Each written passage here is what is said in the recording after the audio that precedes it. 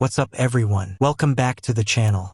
Today, this one's going to burn because what Ben Shapiro did on national TV wasn't just a debate. It was a total demolition of Ilhan Omar's hypocrisy, her double standards, and her shocking disrespect for America. Ilhan Omar and her allies now using a new tactic against Donald Trump and the GOP. So after the president dinged the freshman rep in a tweet over her insensitive comments about 9/11, the freshman rep said that the mere criticism of her was akin to the incitement of violence. The media echo chamber, of course, was quick to highlight her concerns. Nancy Pelosi is asking the U.S. Capitol Police to conduct a security assessment for Congresswoman Omar. The speaker is one of many Democrats now accusing the president of trying to incite violence against the first-term lawmaker. Joining me now is Ben Shapiro, the Daily Wire's editor-in-chief and author of the brand-new book, The Right Side of History, which is fantastic. Ben, now, this isn't about free speech. This is about downplaying one of the darkest days in our nation's history. Your take. That's, of course, true, and she has a long history of not taking terrorism particularly seriously. In 2013, she did an interview in Minnesota in which she joked about people taking al-Qaeda and Hezbollah more seriously than they took America and England. And then in 2016, she wrote a letter in which she tried to have a judge be more lenient with people who tried to join ISIS, saying that, of course, these were people who only became violent because of American marginalization. And then in 2017, she wrote a column for Time magazine in which she suggested that America was rooted and founded on slavery and genocide. And in order for us not to look that in the face, instead, we focused on international terror. This is not someone who takes terrorism particularly seriously, so I am bewildered as to why quoting her would constitute some form of violation of her personage. It would be a violation of free speech or something nonsensical like that. Ben, just so people know what we're talking about here, I want to play that soundbite that you're referencing where she talks about the way people say al-Qaeda. Let's watch. I think When I was in college, I took a terrorism class. Every time the professor said Al-Qaeda, he sort of like his shoulders went up, and he's in command here. Al-Qaeda, Hezbollah. You don't say America with an intensity. You don't say England with an intensity. You don't say the army with an intensity. Well, and Ben, Pete Buttigieg, we talked about him earlier. He's the new star of the Democrat Party. He's edged out Beto O'Rourke, and now he's taken that spot in the spotlight.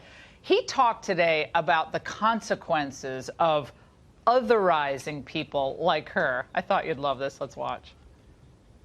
One of the worst things that's happening right now is otherizing people. And if we're wondering whether this has real-world consequences, look no further than what happened not long ago in New Zealand. And yes, by the way, the president demonizing Representative Omar is part of this. It's dangerous and it's got to stop.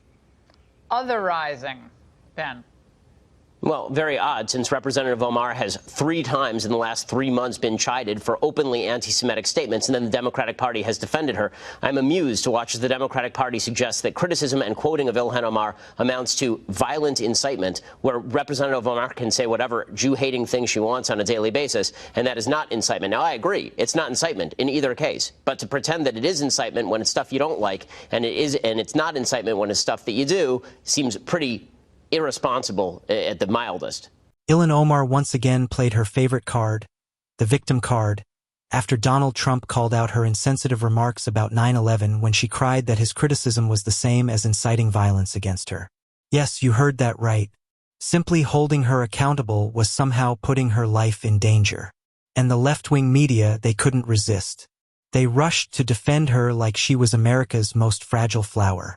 Nancy Pelosi even demanded Capitol Police assess her security, all while completely ignoring why Omar was being criticized in the first place.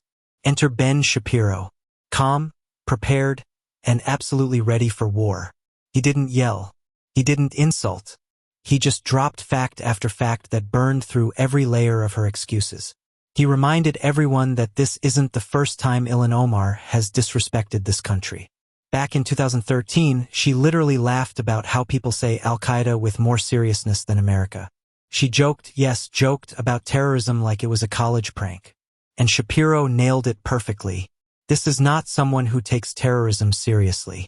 You could feel the temperature drop. The studio went silent. No one could defend that clip. But Shapiro didn't stop there. Oh no, he torched her record piece by piece. In 2016, Omar wrote a letter begging for leniency for ISIS recruits, calling them victims of American marginalization. Let that sink in. Defending people who wanted to join a terrorist organization that murdered innocent civilians. Then, in 2017, she wrote a column suggesting that America's foundation in slavery and genocide distracts from terrorism. Excuse me, the country that gave her freedom, opportunity, and a seat in Congress. And a snore injury and gander, and she repays it by spitting on its history. Ben exposed it all. No editing, no spin, just her own words. And here's where Shapiro hit them hardest, the Democratic hypocrisy. He called it out plain and simple. When Ilhan Omar spews anti-Semitic garbage, the left rushes to protect her. Oh, she didn't mean it that way. But when conservatives quote her own words, suddenly that's violent incitement. Pete Buttigieg even jumped in whining that Trump was otherizing Omar and putting her in danger. Give me a break. The same people who defend hate speech from Omar now claim truth is violence. Shapiro blew that narrative to pieces. The left didn't know where to hide. By the end, Ben Shapiro didn't just debate Ilhan Omar, he exposed her. He showed the world that she's not misunderstood. She's arrogant, ungrateful, and dangerously dismissive of the country that gave her everything.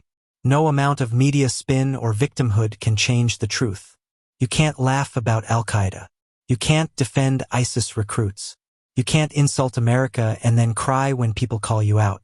Ben Shapiro held up a mirror, and Ilhan Omar didn't like what she saw. So here's the bottom line. Shapiro didn't attack Omar.